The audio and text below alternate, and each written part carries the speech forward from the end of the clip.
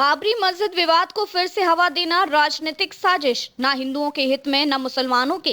राष्ट्रीय स्वयंसेवक संघ के सरसंघचालक मोहन भागवत ने पश्चिम बंगाल में बाबरी मस्जिद नाम के इस्तेमाल से जुड़े ताजा विवाद को लेकर तीखा बयान दिया है। उन्होंने इसे चुनावी लाभ के लिए रची गई एक राजनीतिक साजिश करार देते हुए कहा कि बाबरी मस्जिद का पुनर्निर्माण या उस विवाद को फिर से जीवित करना ना तो मुस्लिम समाज के हित में है और ना ही हिंदू समाज के।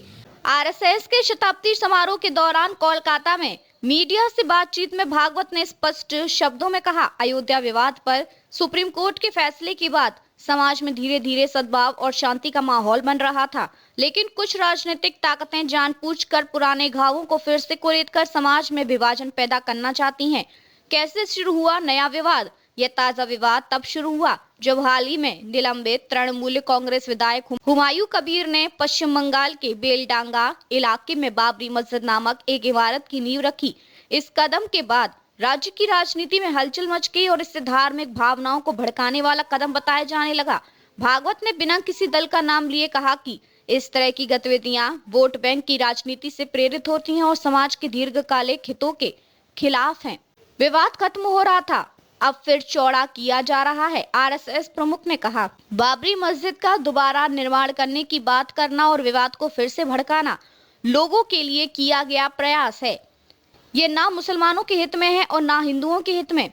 विवाद धीरे धीरे समाप्त हो रहा था और सद्भाव का वातावरण बन रहा था, लेकिन कुछ लोग जानबूझकर विभाजन को फिर से चौड़ा करना चाहते हैं।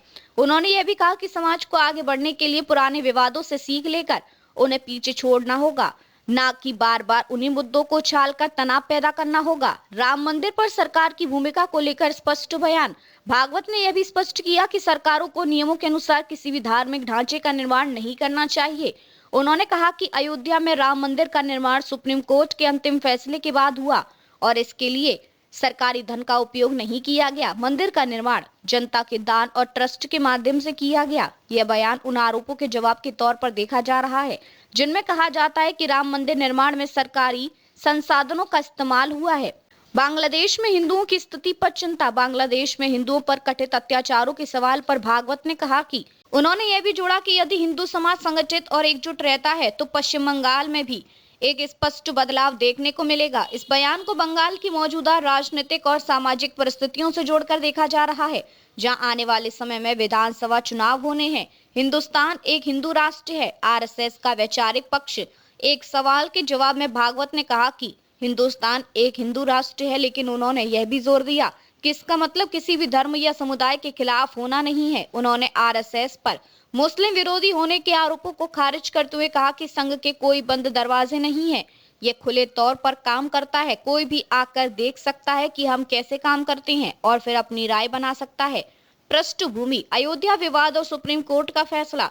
गौरतलब है कि 2019 में सुप्रीम कोर्ट ने अयोध्या मामले में सर्वसम्मत फैसला सुनाया था, जिसके बाद दशकों पुराना कानूनी और राजनीतिक विवाद समाप्त हुआ। कोर्ट ने राम मंदिर निर्माण का और मुस्लिम पक्ष को अयोध्या में ही वैकल्पिक जमीन देने का आदेश दिया।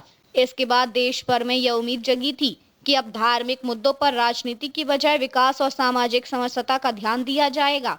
निष्कर्ष, मोहन भागवत का यह बयान साफ संकेत देता है कि आरएसएस पुराने धार्मिक विवादों को फिर से उछालने के पक्ष में है और इसे समाज को बांटने वाली राजनीति मानता है। बेलडांगा में बाबरी मस्जिद नाम से जुड़े विवाद ने एक बार फिर यह सवाल खड़ा कर दिया है कि क्या चुनावी फायदे के लिए देश को फिर उसी रास्ते पर ले जाने की कोशिश हो रही है जहां से वे मुश्किल से बाहर निकला है।